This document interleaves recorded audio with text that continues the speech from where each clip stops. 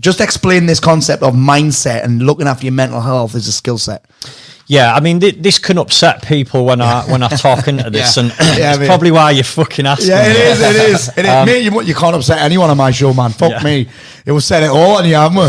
Just about. Yeah. The thing is, with any mental health, and I can talk into this because I've suffered from it myself and I've lived with it, is all mental health is a lack of skill set. And it's like things like, if you take things like overwhelm, for example, and stress, that's a lack of being able to prioritise. So for me now, I have my 5 a day and I focus on one thing. So I say, how can I possibly be stressed or overwhelmed if I only have one thing to focus on?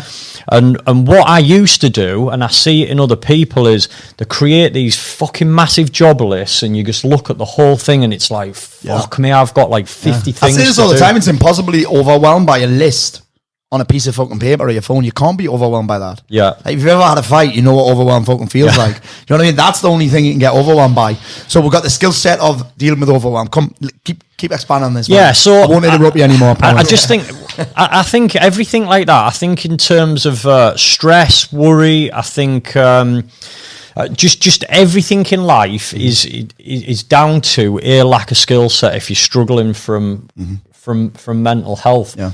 And I just teach people now to clean up your life. Take all your fucking notifications off your phone.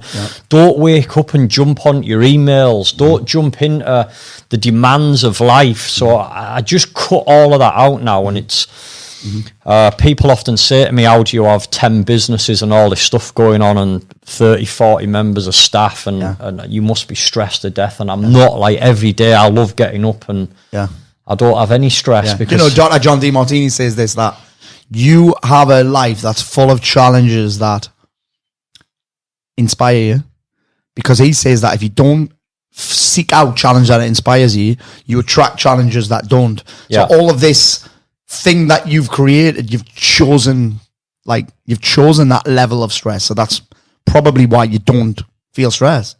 Yeah, but this is the thing that I think that people have got, this is the bit they've got wrong, is people run away from the problems, and what they're not looking at is that problem is your greatest opportunity to fucking grow. And it's, so for me now, I tell people physically, if somebody wants their problems, if they're wishing the problems away, what you're basically saying is, I want to stay in this position my entire life, and I don't ever want to grow or move forward. I don't want my life to improve.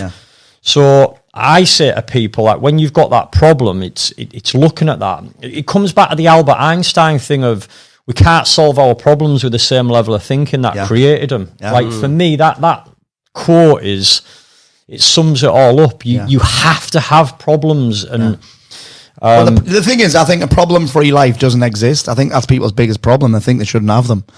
And I think the problem-free life doesn't exist. And even if it did, would find a way to fuck it up. Like, would find a way. I'm like, your brain's a problem-solving fucking tool.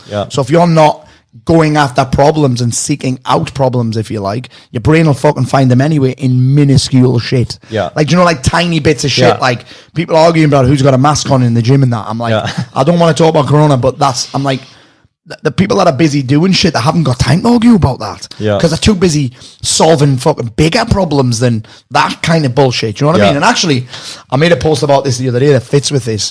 Someone sent me something that was like, it was like one of those things that gets shared across social media. And it listed all these medications, right? I can't even pronounce. One of them was fluoxetine, which was the first medication in 2013, 2014 that I'd ever been given. It's a fucking, it's a antidepressant pill, and label all these meds, and it said, you know what, sometimes people just need these meds, and it just listed all sorts of things like people with mental health problems think if someone doesn't text them back, they start worrying about what it means. If someone doesn't say I love you, they start worrying about whether people love them or not. And it was all these things. I'm like, those aren't mental health issues. No. That's a fucking lack of skill set. Or I said it's just bad mind management. When you worry about what people are thinking and you start thinking, why is he looking at me like that? That's not, for me, in my humble but accurate opinion, and you can disagree with me if you want, that's okay. I get that some people might want to be temporarily on these meds because it's the only way they can raise themselves. But I'm like, those aren't mental health problems. I'm like, everyone at some level worries about what people think. Even if it's just a worry about what the wife thinks or what the kids thinks. And for me, it's a good thing. everyone at some level, sometimes wonders why isn't a reply to me text. I'm like, that's not a mental health issue.